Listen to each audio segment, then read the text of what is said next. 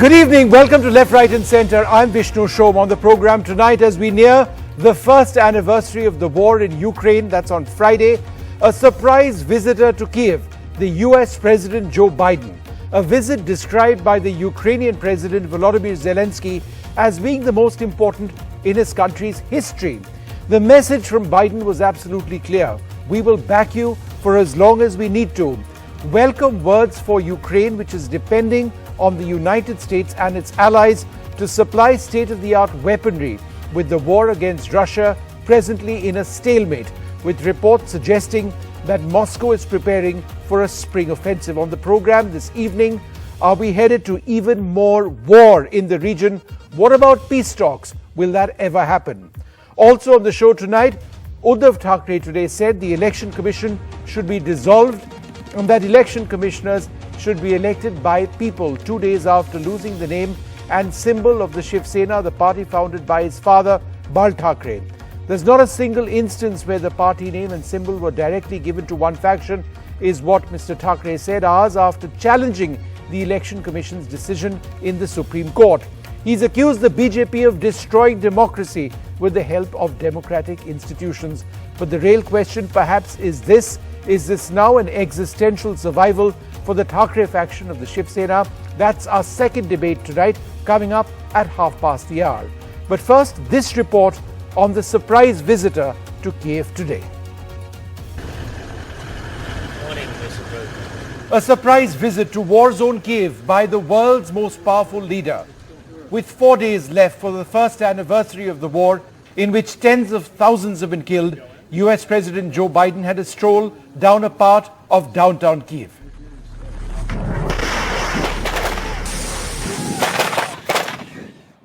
His top-secret visit, till video emerged, comes at a time when questions are being raised in America on the continued economic costs of the war.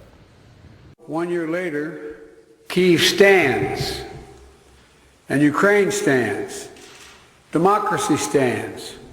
The Americans stands with you, and the world stands with you. Kyiv has captured a part of my heart, I must say. Ukraine's President Volodymyr Zelensky said that there was no visit to Ukraine more important than this. Президентом Сполучених Штатів Америки в форматі тет-а-тет, а потім в розширеному форматі. Це була розмова, яка дійсно наближає нашу спільну перемогу в цій війні. Ми можемо і маємо зробити так, щоб саме цей рік, 23-й, став. What's clear in Biden's message is that there will be no let-up for support for the war effort. In a White House statement, Biden said, "I'll announce another delivery of critical equipment, including artillery, ammunition, anti-armor systems and air surveillance radars to help protect the Ukrainian people from aerial bombardments." The Ukraine has been demanding tanks from the US and NATO countries as well, also the F-16 fighter jet. After a lot of hesitation and fears that it would further instigate the Russians, Germany agreed to supply state-of-the-art Leopard tanks, and America said that it'll back up that effort by transferring its M1A1 Abrams tanks. Russia continues to hit Ukrainian cities by targeting key infrastructure. While this continues to cause immense hardship to millions, the Russian war effort has failed so far in its primary aim, to overrun Ukraine completely. Instead, Russia has lost half of the territory that it occupied since the war began, suffering massive military reverses. This is now a war of attrition. Who will outlast the other side? For now, there are no clear answers other than the fact that the Ukraine appears as resolute as ever in defending every square inch of its territory, something it's managed to do so far because of the help it's received from countries like the United States. Vishnu Shom for NDTV.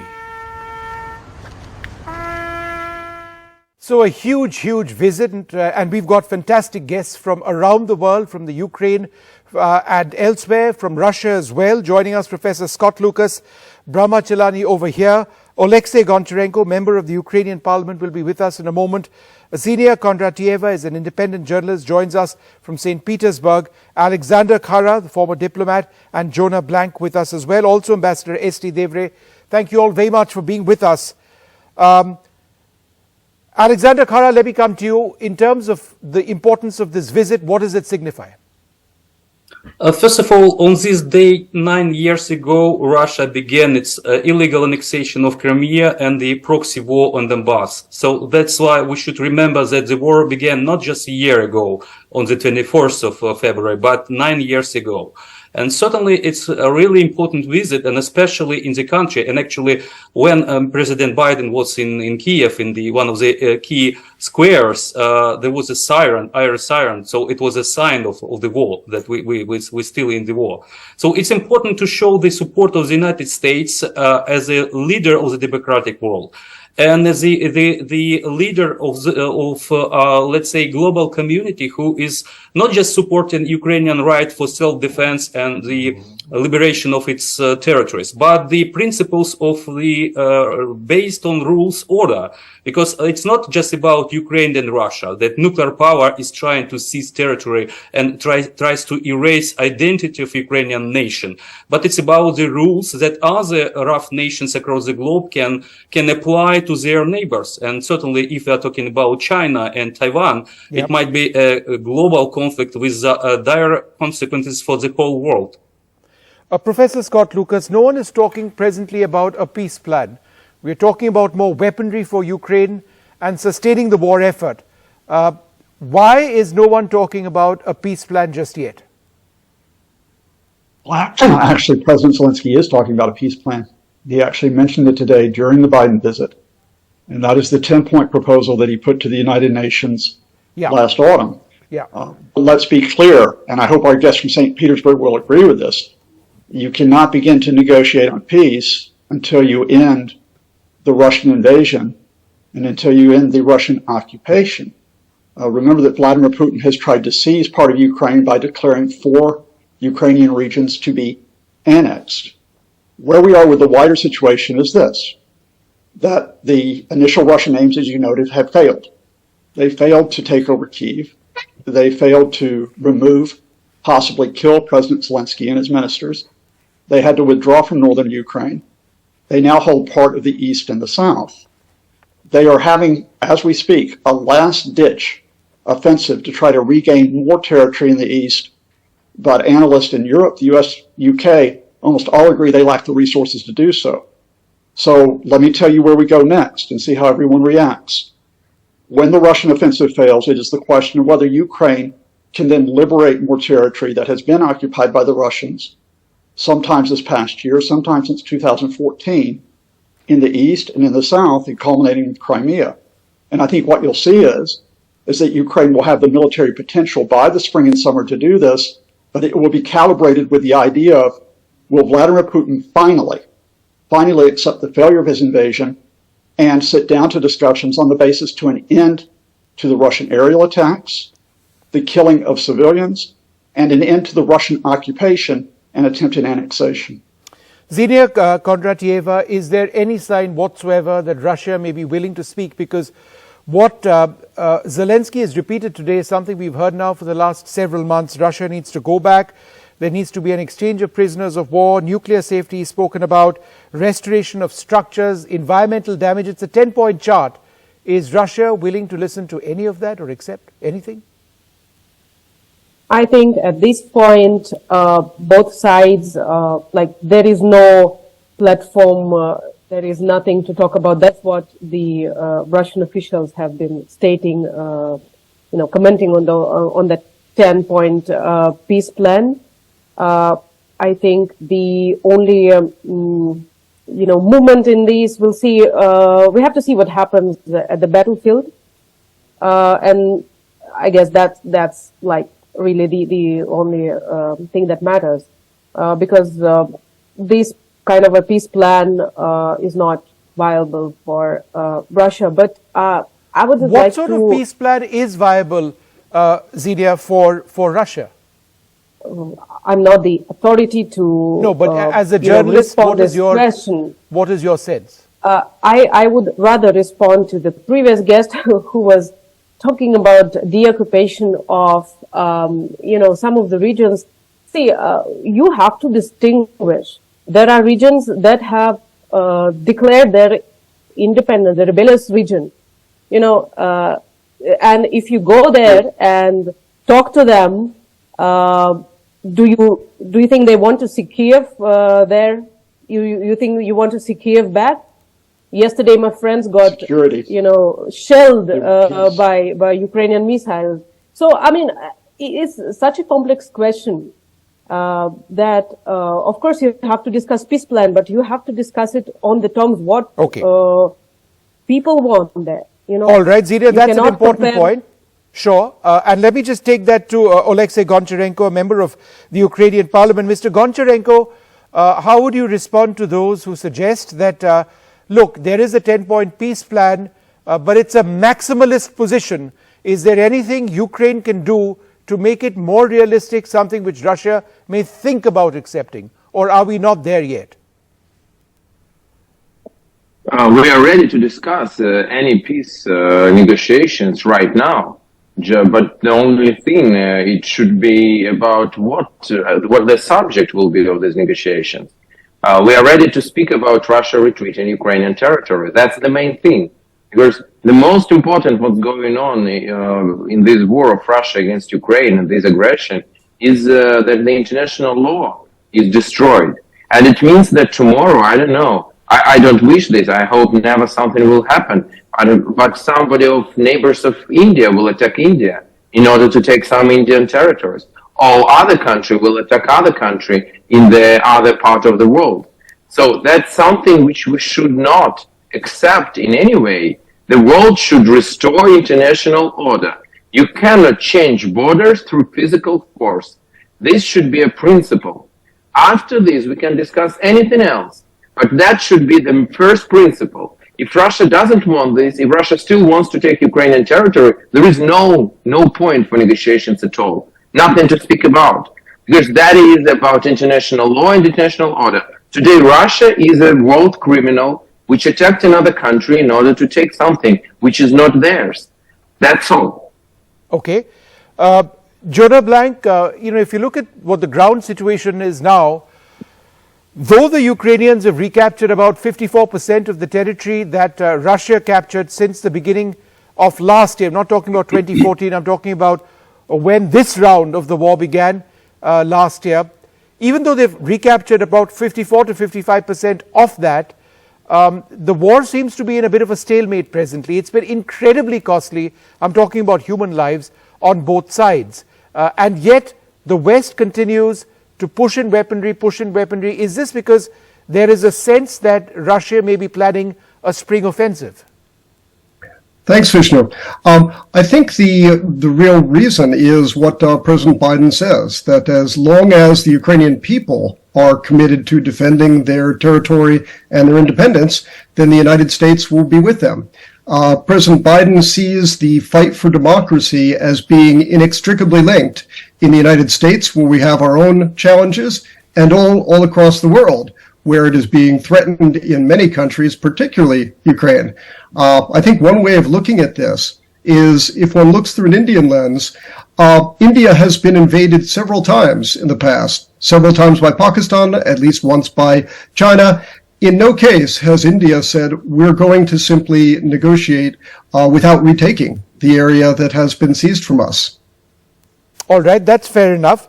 Ambassador Devre, what role, if any, does India have? And it's interesting that, that the name India came up, because there is an expectation, and, I've interviewed the Ukrainian foreign minister on a couple of occasions.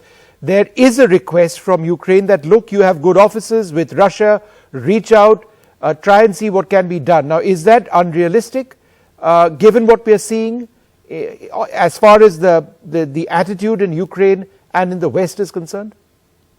Well, today's dramatic visit by President Biden in a war zone where there's not a single American soldier, and the unwavering support that the U.S. has now extended to Ukraine, including the $500 million support, weapons and so on. I think that puts the situation as far as peace talks or any negotiations in a more difficult state. India has all along last 1 year held view that there should be dialogue, there should be discussion, there should be debate, and bring the two parties together. And given the fact that our relations with both Russia, West, as well as Ukraine are good. Prime Minister has been in direct touch with both President Zelensky as well as Putin. There is, in fact, a little strategic space that India has for creating an atmosphere. I think, given the state of differences between the two, bridging the gap may be difficult. But I think to initially try to build on the 10-point plan of President Zelensky, and the Russians have always said that they're also prepared to start peace process. I think we could really have, some beginning in this direction.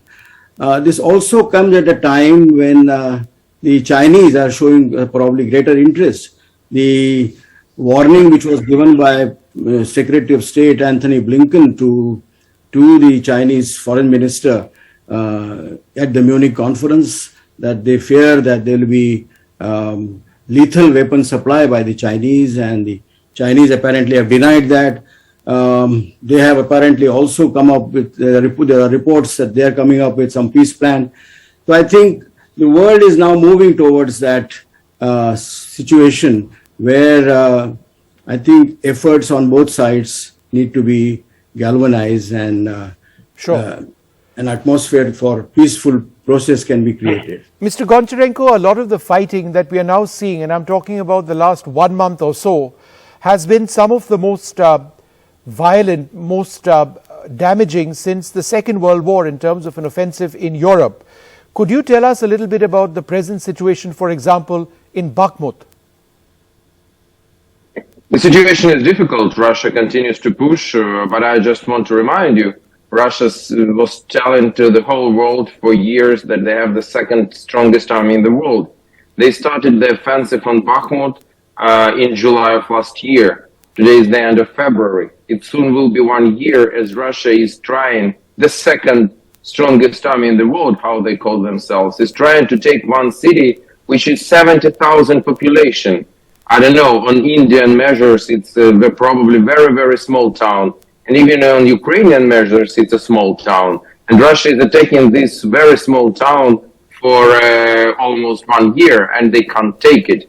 So that shows their capability. They are not capable to defeat Ukraine. That's the point. And that's why, even if not to watch it moral of the situation, not to watch it international law, the whole world wants peace. Because from this war, Ukraine suffers, but other countries too. Food crisis, energy crisis, inflation, prices, everything. So the only way, Russia can't win this war, just can't, they showed it. So the only way for the whole world to stop this war is Ukrainian victory.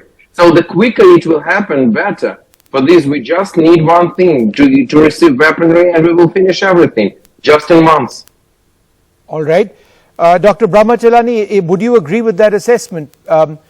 It seems to be a war of attrition at so many levels, at the level of manpower, but also at the level of weaponry. Now, we've seen the Russian economy become essentially a war economy, or it's progressing towards that, and certainly in the last couple of months. But in this battle of attrition, how do you place Ukraine, which continues to receive a lot of state-of-the-art Western weaponry, and Russia, which continues to push in what it's got? I mean, who do you see outlasting the other? Well, Vishnu, the Western supply of increasingly sophisticated and longer-range weapon systems isn't turning the tide of the war. With the Russian military now focused on holding on to the nearly 1/5 of Ukrainian territory it occupies, time might be on Russia's side. Defense, after all, is inherently easier than offense. It'll be very difficult for Ukrainian forces to eject Russia from the territory it currently holds. There's also another important fact. Cracks in the Western unity over the war are appearing. Last weekend, we saw Western leaders put on a show of unity at the Munich Security Conference. Yet the fact is that some of America's closest allies are increasingly seeking negotiated paths to end the fighting, even as the US and the UK pursue a long war strategy to bleed Russia. Europe, after all, is bearing the brunt of the fallout from the war. Mm-hmm. And then we also have the Ukraine fatigue in the West, which has begun to set in. In the US, the new House Speaker, Kevin McCarthy, and some prominent Republican leaders are demanding an end to what they call a blank check for the war effort. It is in these circumstances that Biden paid his fleeting, largely symbolic visit to Kyiv. The visit was a show of support for Ukraine, yet it was a largely PR exercise. But if Biden wants, that visit could help him, his administration, to quietly push Ukraine to begin negotiating a peace deal. A year after the war, all sides are being left with only one choice. Yep.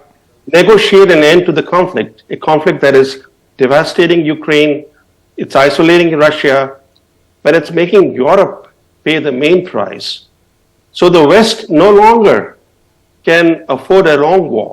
There's a very good Rand Corporation report of last month, which says that the US strategy of prolonging the war isn't a good strategy because a long war is inimical to America's own interests. After all, the supply of weapons by the US is depleting America's own weapon arsenals just when the China threat looms larger. Dr. Chelani, half a second. I know Professor Lucas wants to reply, but Mr. Goncharenko wants to reply first. Go ahead, yes. Thank you very much. First of all, you are telling about some things like a fact. You said Republicans are telling. I just came from Munich Security Conference. I personally met with Senator Mitch McConnell, leader of Republicans in the Senate. I personally met with Chairman McCall, leader of the Foreign Affairs Committee in the House of Representatives, Republican, chief Republican on foreign policy. And both of them told me that they think that Biden administration is doing not enough, that they want to give more weaponry to Ukraine quicker, that they completely for support of Ukraine, and they're saying exact things: long-range missiles, fighter jets, everything. Again, these are the leaders of Republicans, real leaders of Republicans. And I met with Kevin McCarthy too, and he's also supporting Ukraine. So it's just not true. Second thing that you said: West cannot afford long war. Nobody wants long war. I don't want long war too. But please don't compare with uncomparable. The GDP of countries which are helping Ukraine militarily, so-called Rammstein format, is $50 trillion. Again, $50 trillion. GDP of Russia is $1.8 trillion. If you will even add there Northern Korea and Iran, who are helping Russia in some way, it's uncomparable with the $53 trillion of the most advanced, most developed countries of the world. So they can afford everything. It's Russia who cannot afford this war for a long time. Professor Scott Lucas, is opinion changing in the United States fast enough to, be of political significance to the president? Political opinion in the United States will not save Vladimir Putin. As Mr. Goncharenko said, and with respect to the previous speaker, trying to identify a couple of far-right Republicans, such as Marjorie Taylor Greene, as representing American opinion, that doesn't work. And even Mr. McCarthy, who made his political statement against a blank check, has backed away from that. Instead, what we are actually seeing from Congress right now is a movement that wants to push the Biden administration to supply the F-16 jet fighters. Now, that may not lead to F-16s, but it may lead to other forms of American fighters, such as the A-10 Warthogs, that could be provided very soon. So I think we need to be realistic here and get rid of two misconceptions that Vladimir Putin has had from the very start of this conflict.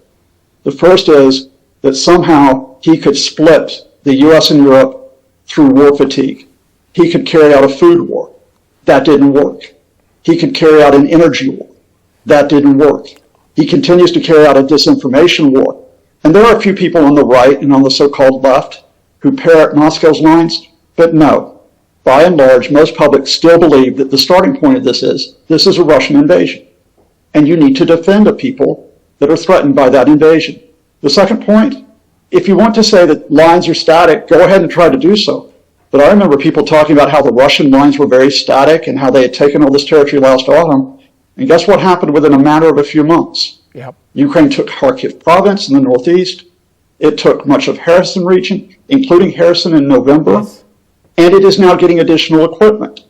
So if Russia does not wish to negotiate, if Russia wants to dig in and think it can hold on to its defense lines, it is in a weaker economic and military position as this goes on through 2023. Time is not on Moscow. Or let me put it this way, time is not on Vladimir Putin's side. Xenia, what exactly is Russia's aim at this stage? I mean, if the original aim was to have Ukraine as a proxy state, to walk into to Kyiv itself, that's not happened, that's never going to happen, let's face it. So what, therefore, is Russia's war aim right now? Frankly speaking, that's a very good question. And 1 year into the war, I think at least Russian people do not clearly understand what Russia's aim and why, Russia is fighting that war. I think that's the sense in the society, at least a large part of that society. These aims are not really clear. We can discuss geopolitically, of course, Russia wants certain guarantees, but that's just one part of the discussion. But a very important point I wanted to note: when colleagues are talking about U.S. or Western allies, helping Ukrainian people to protect their sovereignty, freedom, and so on. Given that how many people die on Ukraine side, people die from both sides, both civilian and military losses. Yes, of course. With the war continuing, with more weapons poured in, the population is decreasing. I mean, whom you gonna, help support sovereignty? And somehow, this is just a basic logic. And that's why I believe peace negotiations are so important, and somehow this topic is just neglected. Whatever we see happening is a huge PR, and especially on the Ukrainian side, Russia, is not that successful on that front, on the PR front. Of course, it's in the position of an aggressor, so that's understood. But whatever you consider, the weapons supply, the negotiations, the constant visits of Western leaders to Kyiv, it's a good PR effort, and it just helps the war to continue longer and longer. That's actually an important point, and Ambassador Khara, would you like to take that? There is always a Ukrainian assessment of the number of Russians who've been killed, or the number of tanks, artillery pieces, etc., which have been destroyed. But we still don't know how many Ukrainians have actually been killed. What is that number? First of all, there is no front where Russia is winning and has been winning at least since summer counteroffensive of Ukraine. Secondly, let's give up supporting Ukraine and let's allow Russia to wipe out Mariupol, Volnovakha, or commit genocide like in Bucha, Irpin, and other cities. So it's just, the fault logic of not supporting the country who is trying to protect it from the genocidal power, who is trying to erase identity and the very statehood of the country. So I believe it's just stupid to push such a peaceful proposition. But yes, Ukrainian side is not providing the general public with the figures of the casualties, and we can understand for what reason. And certainly we can understand that this number is quite high. But anyway, it's not high enough to cope with the number of casualties from the Russian side.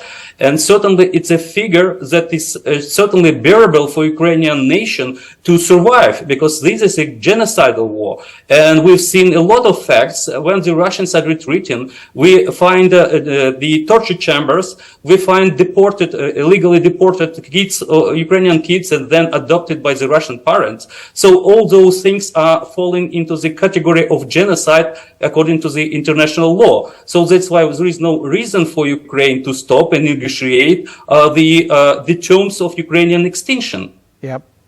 Jonah Blank, would you suggest, or would you agree that at the end of the day, it's the fact that the Ukrainian people are not are backing Zelensky 100%. There is no sign of any protest, of anybody wanting peace. There are young people who constantly get recruited, and the mood in the cities, and I've spent a fair amount of time over there, is that no, where is the question of doing anything other than throwing the Russians out? I've never seen anything like this. There isn't an iota of people saying, no, let's end it, let's figure. That's not public dialogue. 1 year down the road, that's still not public dialogue. And do you believe that will define ultimately where this war goes? Yes, you're absolutely right. A year ago, most of us, certainly including me, underestimated the Ukrainian people. Most of us, including me, thought that Putin would win his war in a matter of weeks. I'm very glad that we were wrong, and we were wrong not because of the United States or the rest of the world. We were wrong because of the Ukrainian people. The Ukrainian people made their feelings known, and the U.S. and other countries are standing side by side with the Ukrainian people. To put this in a more concrete terms for Indian viewers, after Kargil, India was willing to negotiate with Pakistan, but not at the barrel of a gun. India was not willing to say, we're going to negotiate our national sovereignty while other nations' forces have taken territory from us. Once they've left, we'll negotiate whatever you want, or we'll talk about whatever you want. But right now, the terms of negotiation are the terms of your leaving the territory that you have occupied. So really the question is for Vladimir Putin. Does he wish to negotiate the terms of Russia's withdrawal? All right, well, let's see what finally happens. But it's unbelievable that a year down, we're still here discussing this. And, there is no Russian takeover of Ukraine. But it's an immensely bloody conflict with a profound human impact in Ukraine, in Russia, and certainly other parts of the world facing food insecurity and energy insecurity and a whole lot of other things. Will there be peace in Ukraine? When will that happen? That remains an unanswered question. As always, I'd like to thank all my panelists for joining us. We're going to take a short break and come back with a lot more.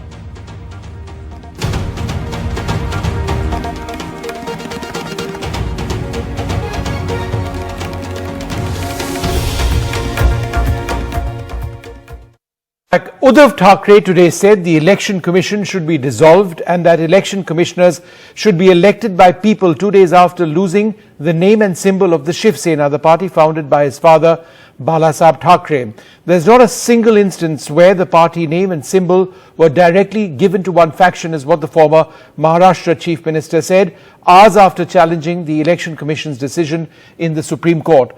Well, that's what our debate is. That's what we are looking at very, very closely. Joining us now, Priyanka Chaturvedi, Rajya Sabha MP and a leader of the Shiv Sena affiliated with the Thackeray's, Abhishek Tripathi, BJP spokesperson, Rohit Chandravarkar, senior journalist, and Krishna Hegde, deputy leader and spokesperson of what is now known as the Shiv Sena. Let me go straight across to Krishna Hegde. The point which is being made is that if you look at what those close to the Thackeray's are saying, they're saying the Enforcement Directorate, the CBI, Income Tax, they were deployed to split the Shiv Sena, after which they worked to split the Election Commission of India. These are the allegations. In fact, Priyanka over here, I think, referred to it as the entirely compromised institution of India, which was wheeled in to give this treachery a stamp of approval. How would you respond to these very strong allegations? Vishnuji, you know that the Election Commission is an autonomous and independent body. And to cast aspirations on the Election Commission, I don't think is the right thing to do. Mr. Sanjay Rao ji said that 2,000 crores funds of transactions were exchanged. I would like him to give the proof. Otherwise, there is a criminal and defamation case which can be filed against him. I don't think he knows what he's talking. The other thing they are saying that the Election Commission should be dissolved. Election Commission is not made and dissolved at the whims and fancies of a political party leader. So the third thing I would like to say is that 75% of the people have left Uddhavji. They are part of the Shiv Sena now. Even in the recent Panchayat Samiti and Zilla Parishad elections, the BJP and the Shiv Sena... Right. Let me just get a quick response from Priyanka to that. Priyanka, the point being that they have the numbers. No, what number are they talking about? I'm sorry, what was he even saying? That 75% of the people are with him? Let's go about the primary membership. primary membership, 20 lakh affidavits have been submitted to the Election Commission, overlooked by the Election Commission. Office bearers, over 3 lakh affidavits, nil from their side, submitted to the Election Commission, overlooked by the Election Commission. And the 20 lakh primary membership that I'm talking about, they had around 3 odd lakhs. Now talking about the national office bearers, over 220 Rashtriya Prabharis, 180 are with the Uddhav Sahab Thackeray. What is he even talking about? You know, just taking the legislative strength. And legislative strength also is under challenge in the Supreme Court. The entire Election Commission reasoning is where they have A, decided what the result would be, and B, started to find reasons why they are going by this decision. They say they recognize a split in the party. Let me tell you, from 2003 onwards, the Constitution, the 10th schedule, does not recognize a split. It says that 2/3 of the people have chosen to, say that they do not have the confidence in the leadership. They can very well go merge with another party to escape re-election. B, form another party and face an election, face the electorate. So that also, the reasoning gone behind the Election Commission, going against the 10th schedule, something which is outlawed, where they recognize a split in the party. B, strength of majority, test of majority. Test of majority, they have only gone by the legislative majority. They haven't gone by the organizational majority, which is overwhelmingly with Uddhav Sahab Thackeray. Thirdly, this legislative majority is also under challenge and being heard by the Constitution bench of the Supreme Court. And what they have done is gone against what C.J. Ramana had told the Election Commission to do, is to continue hearing the matter out, but not, make a judgment on it. Okay, so just 1 second, 1 second, Priyanka, last but not the least, about this entire constitutional validity 2018, internal party democracy, and the fine ones. Election Commission talking about, using words like fiefdom, saying surreptitiously changed the constitution in 2018. Let me bring it on record. Any changes made to the party constitution was in adherence to the Election Commission of India, and which was known to the Election Commission of India. Couple of points mentioned over there, Mr. Hegde. No, 1 second, Priyanka, I got to keep the strike rotating. Last point. No, 1 second, I will come back to you. Then you can argue as much as you want. I have to leave. I'm not arguing with you. I'm asking others questions. So if you just hold on for one moment, you can't, Priyanka, you can't steamroll this. I will come back to you. Was very much part of the change in the constitution. I'm not fighting with you, Priyanka. I need to ask the others a question also. You're welcome. Then you go ahead. I have many more questions for you, but you have raised points. Let me ask. All right. So Krishna Hegde, so she's left. Well, that's entirely her prerogative. But the point that she did mention over there, there's historical precedence for this. For example, in 2017, when the AIA-DMK split between Sasikala and Palaniswamy, both factions took new names and symbols, right? There wasn't one side which was favored by the EC. Similarly, the Lok Janshakti Party split between Chirag Paswan and his uncle Pashupati Paras.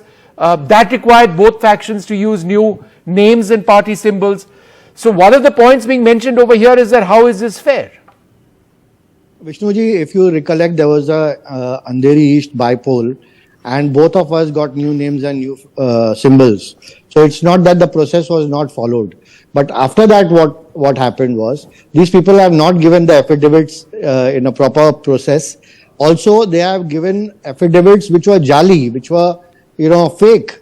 And there's a case registered in the Andheri police station against these fake affidavits which were given. Moreover, the affidavits which we have given also. No, but I'm not talking about affidavits. I'm talking about decisions which were taken by the Election Commission. I've given you historical precedent, 3 separate examples. I will also give you the. So the point when they say that, the EC is biased, they base it on this. Where is the historical precedence? No, there is a judgment of the Sadiq Ali 1971 judgment. Also, their own ally partner, the senior ally partner, Mr. Sharad Pawar, has advised Uddhavji that when he also left the Congress in a minority, he had to take a new symbol. The Congress had the original symbol and the name. Pawar Sahab did not get the original symbol and the name, and he advised Uddhavji that since I have got the symbol and the name and form a new party, you should also do the same. But I don't know why they are not willing to listen to the alliance partner. It is up to them. The third thing I must say, that he was talking, Priyanka was talking about majority. Let them come and have a floor test. We will prove dudh ka dudh aur pani ka pani. We have over 180 to 200 legislators today out of 288. And it will be clear. But let me just ask, let me bring in Rohit Chandravarkar over here. Rohit, one of the points mentioned by those... Vishnuji, I'll have to leave in a minute because just wait 1 second. Just wait 1 second. Yeah. Rohit, the point which has actually been mentioned is that there was proof submitted by those close to the Thakres. The proof was in over 20 lakh affidavits of primary members and 2.83 lakh affidavits of office bearers, which were submitted to the Election Commission, compared to 12 lakh primary members and 700 odd office bearers of the Shinde faction. So the point which was mentioned is that, look, we have the numbers and the support. Is there any validity in that argument, you think? Vishnu, the points that you are making are being raised by the Uddhav Thackeray group of Shiv Sena, and some section of the media is also kind of asking questions over this. So today, as you know, Shiv Sena has taken the issue to Supreme Court, and the court has asked them to, come through proper channel or file proper documents, and that case, that dispute will go on for a long time. But the point to which I want to draw your attention is that in the next week, that is on 28th, the budget session of Maharashtra Assembly will start, and Uddhav Thackeray's group is likely to face a major fire from Eknath Shinde group, because today Eknath Shinde's group has announced that they will be issuing a whip, which will have to be followed by Uddhav Thackeray as member of the council, legislative council, and also Aditya Thackeray and others who are members of the who are MLAs, member of the assembly. And if they don't do that, they stand to be suspended. That's going to be the drama that's going to happen while the Supreme Court hears the case on the issue that you mentioned, whether giving away the symbol to one faction is valid, is just or not. That in fact, that's the key point. Supreme Court. But the next battle is going to be in the assembly within a week, and then of course during the municipal polls. But just to the point of what happens in the Supreme Court, Abhishek Tripathi, this is the key issue. That look, if there is a hearing in the Supreme Court to look at the potential disqualification of 16 odd MLAs, right? Then isn't this decision by the Election Commission premature? See, Election Commission has taken its timely decision. I don't think why it should be questioned. It's an autonomous body. But so let Supreme Court come on its own time. But what if those 16 MLAs are disqualified? Supreme Court. So, no, the hearing is on in Supreme Court. I'm just asking you, what if they are? No, what if they are? If they are disqualified, there will be by-election. I mean, there is nothing more we can say on that. But let Supreme Court first take a decision. But I want to add on to something, Vishnu. The problem that Uddhav Thackeray Sena is facing is, we just saw a while back how Priyanka Chaturvedi and her attitude was. So this is precisely the attitude of Uddhav Thackeray Sena that has been, doing the rounds for last over 2.5 years and 3 years that we have been witnessing, and the reason why the collapse of that party and the collapse of the entire kingdom that we have seen. So it is very important to understand that why is this happening? Election Commission has taken its call. Uddhav Thackeray Sena has gone to Supreme Court to challenge this order. They have a full right to do that. So let's wait for Supreme Court for its verdict. Abhishek, the other point is that according to the Shiv Sena, I'll have to leave please now. Okay, I just wanted to go across to Abhishek wanted to go across to Abhishek for one more quick question. The majority, according to the Shinde group, is nothing but an example of horse trading, allurement and coercion.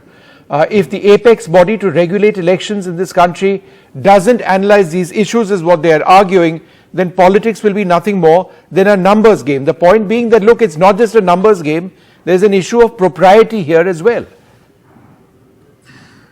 Since 2014 to 2019, when the BJP and Shiv Sena were together, the same set of MLAs and the same set of people who are in Shinde Sena right now were there together. Now, what happened in 2019?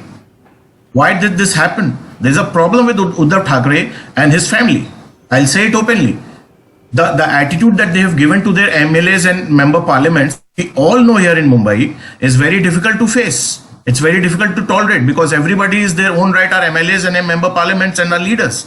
So if you give them this kind of attitude, that Uddhav Thackeray ji has been given all through to these people. It is, see, when there are numbers now, you talk about house trading on Ikan, it happens for 8, 10, 12 MLAs, not 40, 45 MLAs. It is very important to understand and go back to the root cause. Why is this happening? Why is that everybody wants to leave Thackeray family? There has to be a reason.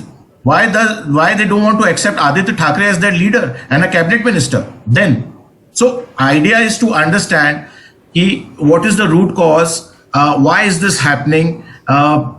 People talk about house trading, people talk about case related pressure and all of that. Every 40 and 45 MLAs, they don't have cases on them. All right. I just wanted to ask Rohit Chandravarkar. Rohit, is it true that Uddhav Thackeray is now fighting a battle to keep up the morale of his party workers? He's having Shiv Sainik camps. How important is this, given that he's lost the logo and the name? Vishnu, today Shiv Sena removed the symbol from their Twitter handle, the original symbol that they had. And I think it's it would not be an exaggeration if I say that it is kind of a do or die situation for Uddhav Thackeray group now, because Uddhav Thackeray is seen doing things that he has never done in the last several years after Balasaheb Thackeray's demise. Last 10 years at least he's controlling the party. He's never been seen going out and holding these kinds of camps and meeting people and being so accessible, etc. One of the biggest allegations against him was that he was not accessible at all. Nobody could meet him at his residence and he never came out of his residence. So now he's trying to reverse that. I think what Eknath Shinde group is now doing is that they're going to use this leverage that they have got from the EC in terms of getting the symbol as well as Shiv Sena name and pitch it as a bait for Uddhav Thackeray group people at the lower rung level. That is in the municipal level for municipal elections and district council elections which are happening in the next few months. So going to districts and baiting people of Uddhav Thackeray group, saying that, look, we have this symbol now, you should join us. It will be better for you to be with us. So that leverage they are going to use now, and that is going to create a big challenge for Uddhav Thackeray. I think this again, it comes out as the biggest challenge, like he's facing a series of challenges. I think this one is a tsunami kind of a thing, a huge challenge for Uddhav Thackeray for survival. And I think he and his son are seen, doing things which they were never doing. So it's very obvious that they have realized what a serious, question of survival they face now. And let's see how he emerges. Abhishek, one final question. In the politics of the Shiv Sena, the legacy of Balasaheb Thackeray is most important. What's interesting over here is that legacy is being claimed by the new Shiv Sena, right? It's not just something which is claimed by Uddhav Thackeray. Do you believe that identity has been shifted from the Thackeray's to Mr. Shinde and his supporters? Most definitely. See, it's very important, again, I would say, to understand the legacy. The Balasaheb's legacy was something, the thought process, the ideology was completely different. This is what we see in Shinde Sena right now. So that we didn't see. Balasaheb never wanted to align with Congress. Let's be very clear about it. He had on camera said that the day it comes, I'll shut my party. I'll shut the shop. So it is very important to understand the ideology, and the lakhs and lakhs of followers which is there in the Sena will definitely shift to Shinde Sena.